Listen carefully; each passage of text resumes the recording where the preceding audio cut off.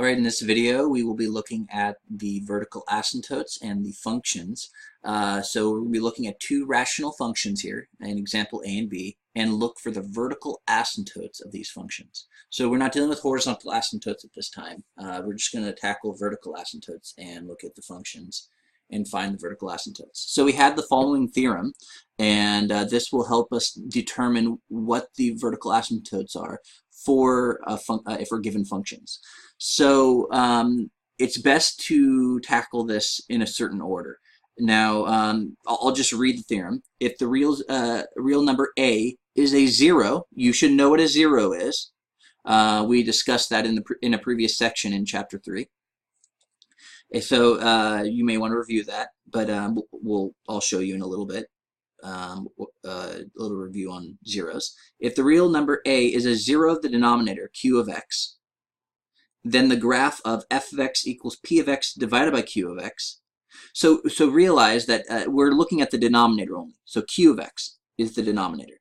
So we're going to look at the denominator to determine where our zeros are located, which makes sense. That's where we would look at. But the key here is that they have no common factors. No common factors. So p of x and q of x have no common factors. So to determine that, we have to factor p and q. So first we want to look at no common factors. So we want to factor and cancel out anything we can and simplify. And then we can find the zeros after we simplify. Then the vertical asymptote will be x equals a. So there's an order here. We'll go through the order. So the general idea is that we'll look at this part, then we're going to look at the zeros, and then kind of the conclusion is right here. Okay, so first we'll look at a first. So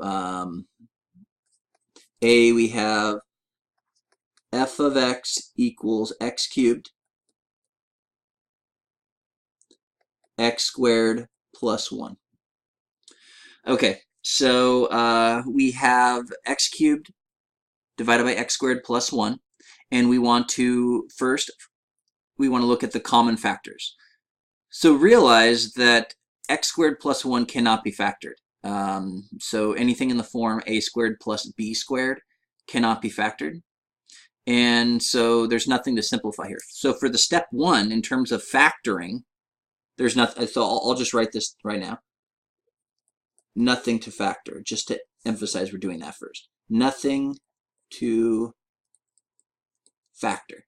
So moving on to step 2. Step 2, we're looking at the zeros. So this is kind of a boring example, but realize we're looking at the zeros of the denominator q of x. So the zeros, so what we want to do, if we're looking for the zeros, so what we will want to do is we're going to look at x squared plus 1, because we're only concerned about the denominator, the zeros of the denominator q of x. So we're setting the denominator equal to 0, because that's what we do when we want to find a 0 of something. So we're going to set the denominator equal to 0, and we're going to solve. But we notice that x squared equals -1 when we move the plus 1 to the other side, and then we get x equals plus or minus the square root of -1. There's an issue here. This is imaginary. Or, in other words, not real. It's not a real 0. So there are no zeros. So in this case, there are no vertical asymptotes. So there are no vertical asymptotes based on what we've determined, because there's no real zeros after we've factored and simplified. Okay, so what we would do on step 3 is that the vertical asymptotes would be the zeros. So there are no zeros, so there are no vertical asymptotes. So let's look at number 2, or part B.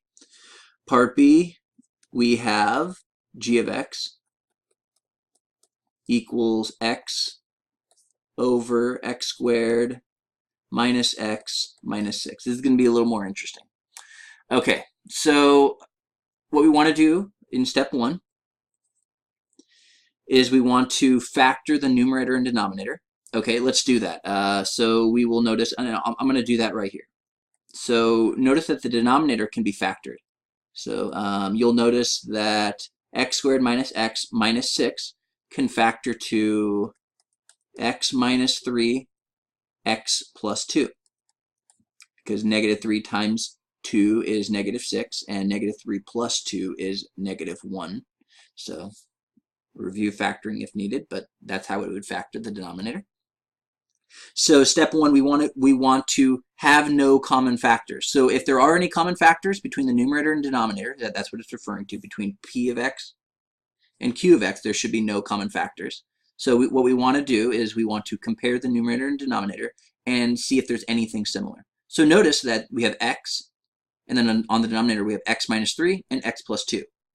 We don't have anything that's the same. So we don't have x on the denominator, and so yeah, there's nothing to simplify.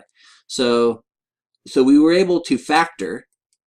So we did factor right here, but there's nothing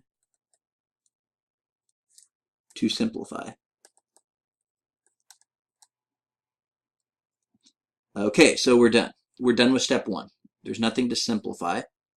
We would simplify it as far as we can, cancel out anything we can, but in this case, there's nothing. So step 2, we want to find the zeros of q of x. We want to find the zeros of q of x. So q of x, again, is the denominator. So q of x, we set x minus 3 and x plus 2 equal to 0. Okay, and then we will want to solve for x. So in this case, we'll notice that x equals 3 and x equals 2, or negative 2. Okay, so we found the zeros of the denominator. So then step 3 tells us that x equals 3 and x equals 2, or sorry, not 2, negative 2 are vertical asymptotes.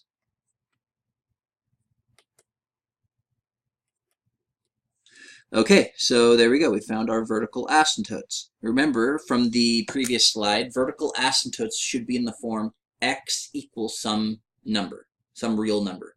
As mentioned here also, vertical asymptotes will be x equals some value a, where a is a 0. So we have 2 zeros, so we have those 2 vertical asymptotes. So let me know if you have any concerns about this. You want to do these 3 steps. You want to factor and simplify, find the zeros of the denominator, and then those zeros of the denominator are the vertical asymptotes. Those 3 steps will give you the correct results every time. So let me know if you have any concerns. I'll be more than happy to help.